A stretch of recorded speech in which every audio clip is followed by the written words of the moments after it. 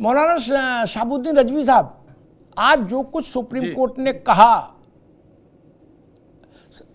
केंद्र सरकार को एक समय दिया है कि 7 दिन के भीतर आप अपना उत्तर लेके आइए, और फिर उसके बाद जो याचिका करता है वो केंद्र सरकार के उत्तर पर अपना उत्तर दाखिल करेंगे, और उस पूरी प्रक्रिया के बाद 5 मई से सुनवाई शुरू होगी। 5 मई तक के लिए सुप्रीम कोर्ट ने 3-4 बिंदुओं को स्थगित कर दिया, स्टे कर दिया। मेरे पास है प्योर पाव भाजी का मसाला, पाव भाजी मसाला, पाव भाजी को टेस्टी बना डाला, सबका राजा ऑल प्योर मसाला। पूरे कानून को नहीं, लेकिन 3-4 मसलों को स्टे कर दिया। अब इसकी व्याख्या इधर वाले करे हम जीते, उधर वाले करे हम जीतेंगे। क्या समझ में आ रहा है मौलाना साहब?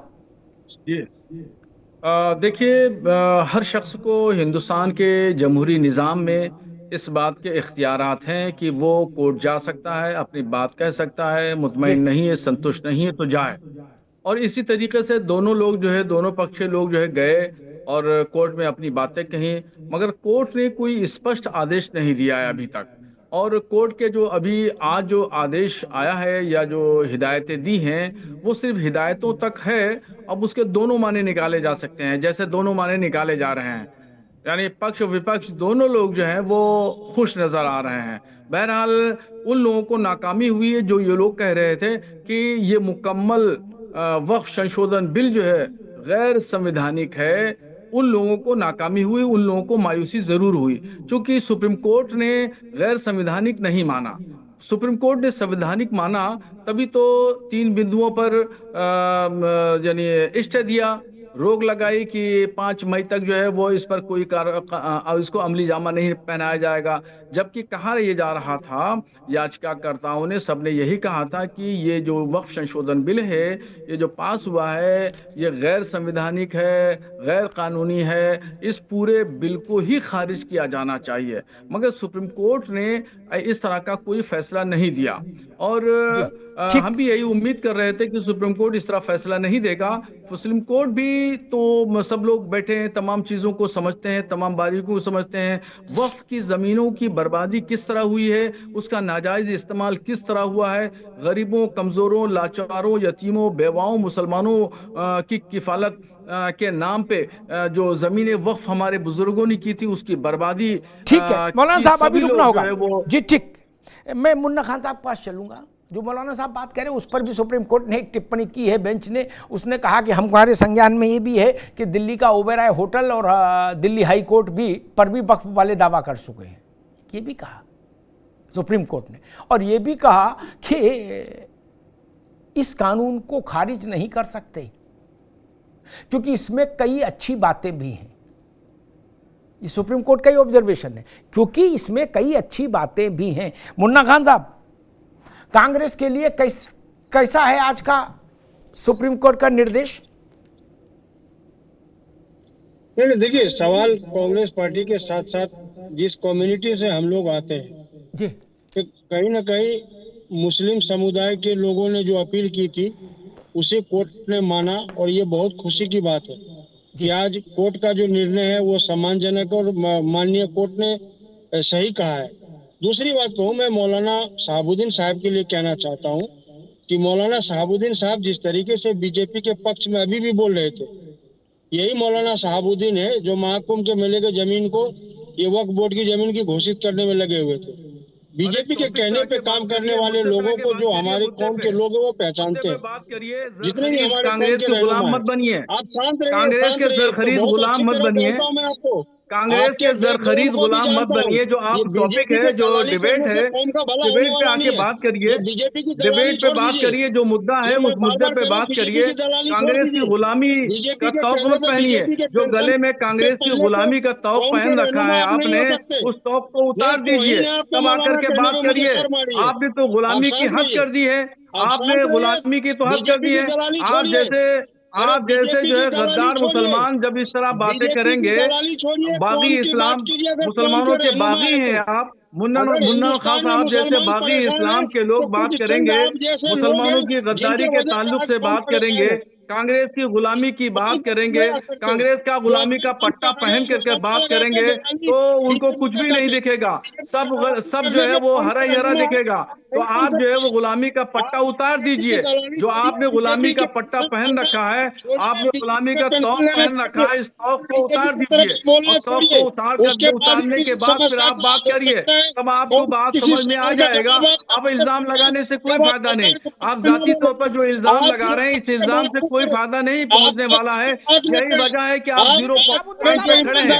आप 0 पॉइंट पे जो खड़े हैं, आपकी जमीन मुन्ना खान साहब, शहाबुद्दीन साहब से मत उलझिए, आप अपनी बात कहिए। जो सवाल मैंने आपसे पूछा मुन्ना खान, सिर्फ उस पर जवाब दीजिए जो मैंने सवाल पूछा, आप व्यक्तिगत मत होइए भाई जी।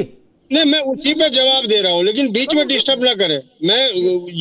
मैं बहुत अच्छी तरह जानता हूँ कौन लोग हैं, कैसे लोग हैं और किसके लिए काम हो रहा है, किसके लिए बातें की जा रही है। आप उनको जानते हैं, उसमें क्या दिक्कत है? दोनों जानते हैं कर रखा है, दर्द इसलिए आपको हो रहा है। मुन्ना खान साहब ने शांत हो जाइए, पहले आप अपने कैरेक्टर को देखिए।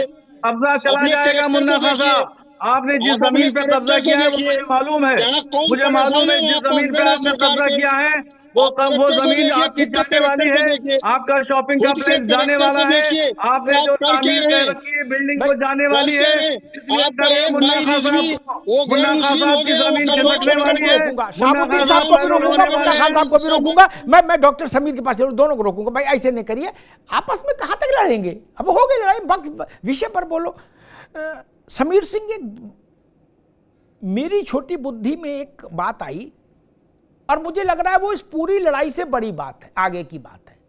अब ये वक्फ कानून संशोधन विधेयक फलाना ढिकाना ये सब छोटी चीज हो जाएगी। कल 2 चीजें आई, भाजपा उसको कैसे समझ रही है मैं ये जानना चाहता हूं आपसे। एक चीज आई, देश की सबसे बड़ी अदालत ने कहा कि भाई 16वीं शताब्दी में, 17वीं शताब्दी में, 14वीं 15वीं शताब्दी में, 18वीं शताब्दी में जो मस्जिद बनी वो कागज कहां से लाएगी, इसलिए कागज की जरूरत रही वहां। एक और दूसरा, सुप्रीम कोर्ट ने कहा कि वक्फ बाय यूजर खत्म नहीं होना चाहिए।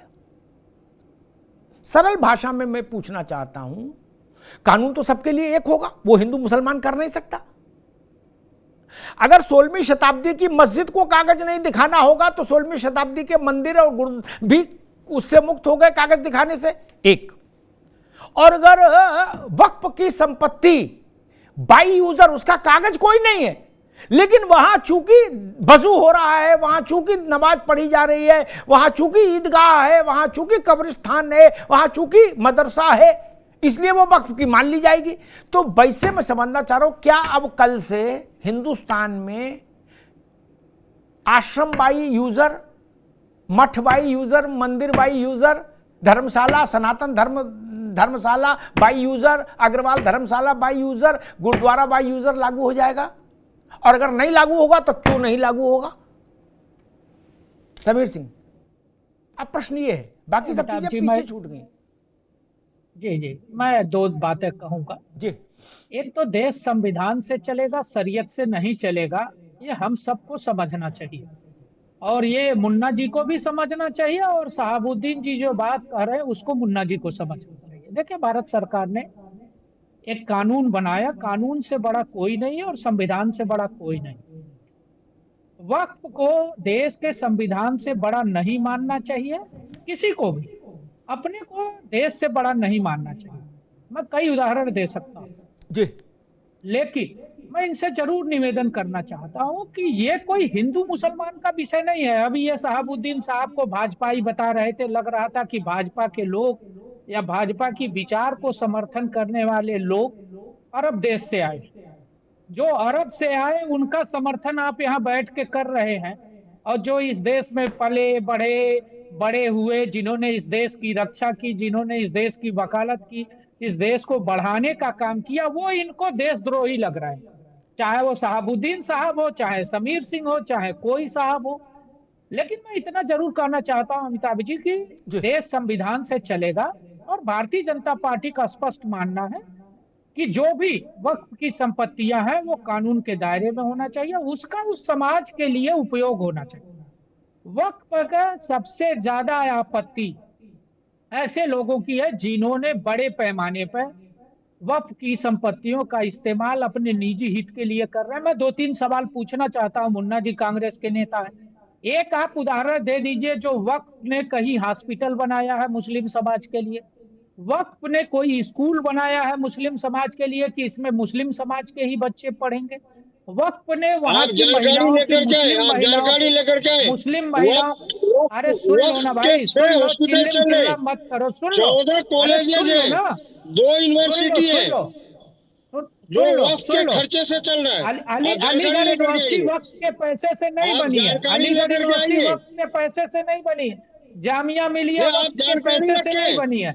ये मत सिखाओ हमको। सुनो, 14 कॉलेज, सुनने की आदत डालो। मुन्ना भाई अभी रुकना, उनकी बात आएंगी, फिर आपकी बात आएंगी। अभी केवल अभी समीर से क्या बात? सुनने की आदत डालो, सुनने की अभी आदत केवल आपकी आवाज जारी समीर जी। जी मेरा इतना ही कहना है कि जो चीज का उपयोग उस धर्म के लोगों के विकास के लिए होना चाहिए वो नहीं हो रहा था, उसका बेजा इस्तेमाल हो रहा था। और यही बात मौलाना शहाबुद्दीन रिजवी भी कह रहे हैं। भाई हम कहीं उस वक्फ के संशोधन के माध्यम से वक्फ की संपत्ति का इस्तेमाल समीर सिंह नहीं करेंगे। हम इतना कहना चाहते हैं कि इस वक्फ की संपत्ति जो 3,000 रुपए में 3 लाख की दुकान आपने स्वार्थ में लेते 3 लाख है और 3,000 की रसीद काट के इस्वी कर देते हैं, अगर वो 3 लाख किराया वक्फ को मिलेगा तो उस पैसे से उस समाज के बच्चों का, उस समाज की महिलाओं का, उस समाज के लोगों का भला होगा, उनकी तरक्की होनी चाहिए, उनका विकास होना चाहिए। इतनी बड़ी प्रॉपर्टी है वक्फ के पास, अगर उसका सही सदुपयोग हो तो मैं दावे के साथ कह सकता हूं कि आजादी के बाद आज तक जो दशा मुस्लिम समाज के बच्चों को नहीं बदली वो बदल सकती है, क्योंकि कांग्रेस ने इन्हें वोट बैंक के रूप में इस्तेमाल किया। समीर सिंह ठीक है, थोड़े में ज्यादा स्वाद यही तो है इसकी खास बात। वाओ मामा क्या स्वाद है, अरे मेरे राजा राजा और प्योर मसाला।